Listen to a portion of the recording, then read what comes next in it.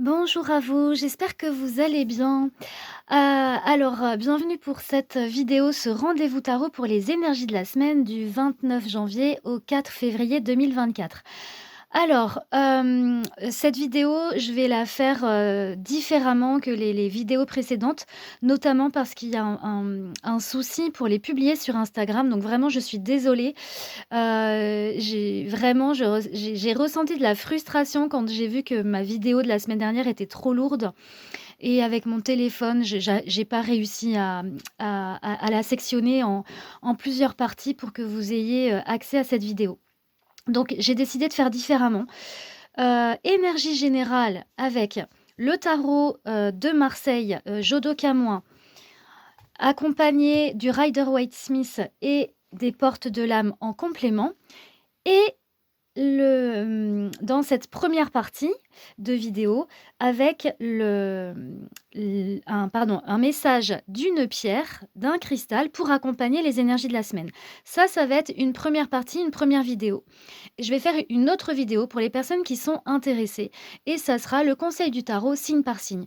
Comme ça, en faisant 2 vidéos, séparées et bien, je croise les doigts pour que ça puisse fonctionner et se mettre en ligne de manière fluide. En tous les cas, c'est mon intention.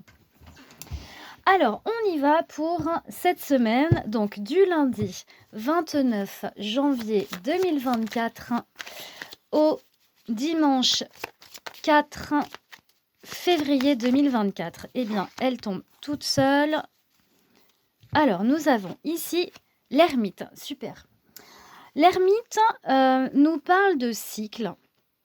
Avec le 9, on arrive à la fin d'un cycle pour, avec le 10 qui est la roue de fortune, la carte qui arrive après parler d'un nouveau cycle. L'ermite, lui, il prend de la hauteur, il regarde ce qui a été, ce qu'il a fait, ce qu'il a accompli avec de la sagesse.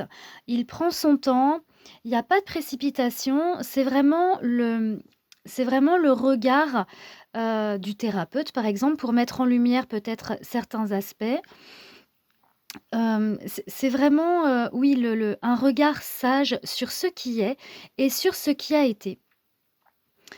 Grâce à ce regard, à mettre une attention peut-être, mettre le focus peut-être sur quelque chose, ça permet ensuite, de poursuivre le chemin avec peut-être un peu plus de discernement, avec peut-être une intention qui va se focaliser sur un aspect en particulier.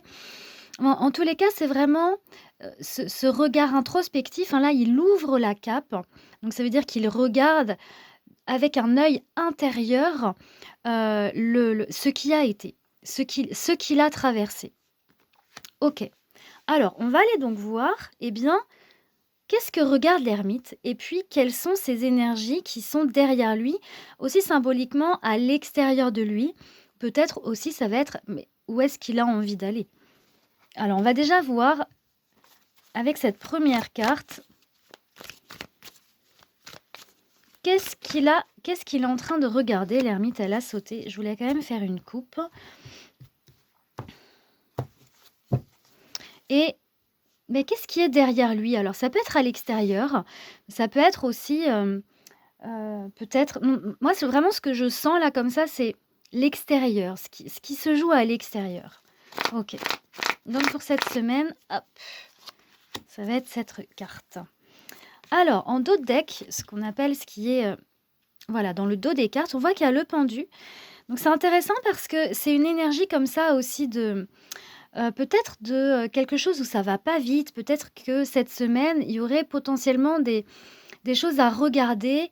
Le pendu, lui, c'est vraiment une invitation à porter un regard différent sur les événements. C'est souvent très en lien avec le transgénérationnel, hein, pour laisser aller, laisser passer. Et ici, on voit qu'il y a le 5 de denier. Le 5 de denier parle parfois de perte d'énergie, de deuil à faire dans le sens de situations qui ont été et qui n'ont plus lieu d'être parce que, bien voilà, ça y est, c'est passé, c'est terminé en fait. Et là, on voit que c'est pour aller vers autre chose, porter le regard sur autre chose et ça amène la tempérance. La tempérance, c'est vraiment la guérison, la communication, quelque chose qui va circuler. Donc on voit que c'est comme si un petit peu en arrière-fond, quelque chose qui amène ce mouvement, eh bien, il y a ces énergies-là. Mais vraiment, si on va regarder pour là, vraiment cette semaine, là, du 29 janvier au 4 février 2024, alors que regarde l'ermite? Oh waouh, magnifique, j'adore. J'adore et ici de l'autre oh là là, mais c'est splendide. Oh c'est non mais j'adore, j'adore, j'adore, j'adore. J'adore le tarot. Ah effectivement, en plus quand il y a des cartes comme ça, mais waouh, ça me met le sourire. Magnifique. L'ermite, qu'est-ce qu'il regarde? Il regarde ce nouveau départ. Le magicien, arcane majeur, c'est ce qui a commencé. On pourrait dire: «OK, là cette semaine, on arrive fin janvier. Qu'est-ce que vous avez commencé? Qu'est-ce que vous avez initié au mois de janvier, hem, qui fait que finalement dans le monde» donc ça c'est vous, hein, c'est votre énergie, c'est peut-être aussi en lien avec d'autres personnes, mais en tous les cas, quelque chose s'est initié, quelque chose a commencé et dans le monde extérieur, à l'extérieur, c'est vraiment quelque chose qui vous apporte une satisfaction parce que le 10 de coupe, il y a vraiment une complétude, il y a quelque chose qui est en lien avec le clan, alors ça peut être le clan familial, le clan professionnel, le clan de l'âme, f des en termes de famille, hein, famille d'âme, famille professionnelle, famille, physique, biologique, de ce que vous avez construit et c'est comme si là, ici, c'est: «OK, regarde ce que tu as accompli». Alors je suis désolée, des fois ça vient avec le tutoiement, donc je laisse juste, les énergies, venir à moi telles quelles. Regarde ce que tu as commencé, ouvre, mets de la lumière, prends de la hauteur. Fais toi-même ce chemin d'ouvrir, peut-être pour ne pas attendre la validation extérieure, mais de valider par toi-même ce que tu as initié là au mois de janvier, dont potentiellement tu peux être fier parce que c'est vraiment quelque chose qui vient nourrir quelque chose d'important pour toi dans le monde à l'extérieur. Waouh, magnifique. C'est comme si les énergies là par rapport à cette semaine, c'est vraiment de prendre conscience et de faire ce il y a vraiment cette ouverture de conscience pour soi-même, mais aussi dans ce qui est initié, en quoi ça contribue pour le monde et vraiment, de le faire avec aussi un regard plein de sagesse. Il y a pas d'orgueil justement à cet endroit-là, il y a vraiment une, comment je pourrais dire ça? Quand je fais ça avec mes mains, il y a une ouverture en fait, hein, une ouverture à ce qui est. Waouh, c'est très beau. Oh, c'est beau.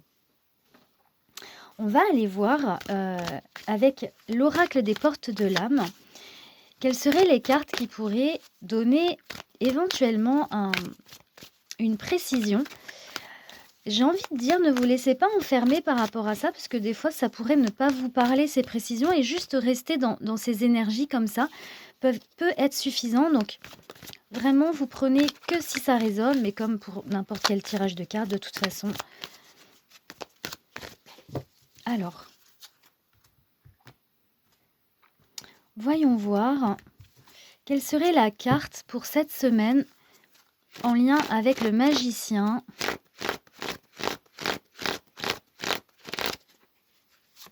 Peut-être ce qui me vient aussi quand je regarde ça, c'est OK, vous avez initié quelque chose, mais peut-être aussi que vous sentez que vous voulez initier quelque chose d'autre, qui serait peut-être encore plus favorable à votre épanouissement à l'extérieur, dans le monde extérieur, c'est-à-dire avec vous et les autres. Parce qu'ici, il y a du un, c'est-à-dire c'est votre énergie, mais il y a aussi l'extérieur, c'est vous avec. Mmh, magnifique.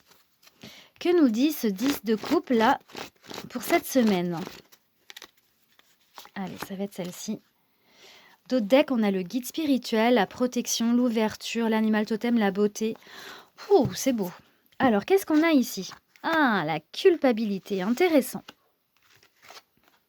Et le perfectionnisme. Ok, alors, ça, encore une fois, je vais vraiment le dire. Vous prenez si ça résonne.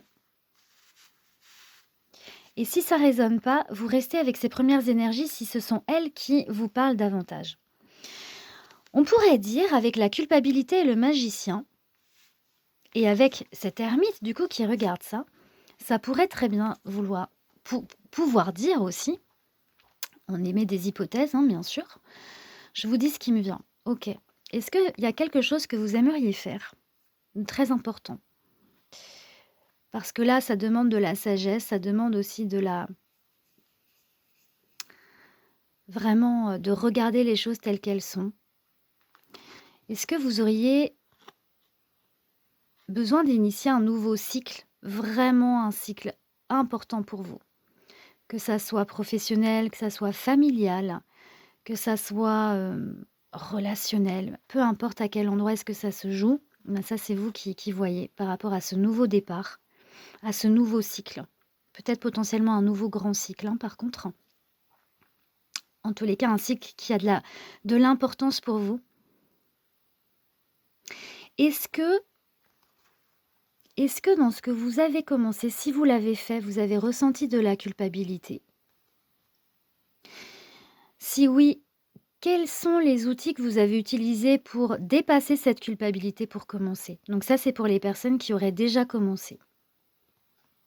Pour les personnes qui n'ont pas commencé, qui sentent qu'elles ont envie, mais voilà, il y a des peurs, notamment par rapport à de la culpabilité, de lâcher l'ancien, notamment, par exemple. Et là, ça serait OK.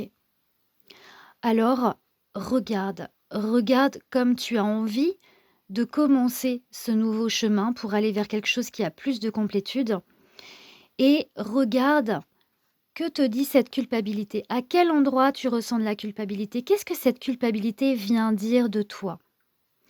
Et comment est-ce que tu peux faire pour, voilà, accueillir la culpabilité et ne pas te laisser, hem, comment je pourrais dire? Handicapée, c'est le mot qui me vient. Handicapée par elle.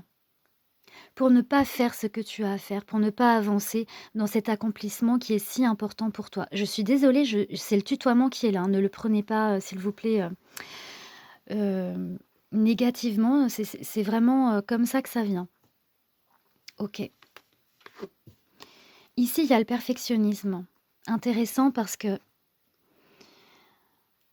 parfois, souvent même, on peut s'empêcher de faire, alors la culpabilité, c'est quand même très actif, très souvent.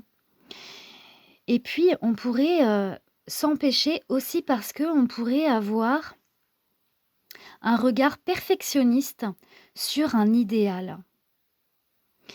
Et j'aurais envie de vous poser la question, quel est cet idéal que vous avez à l'extérieur?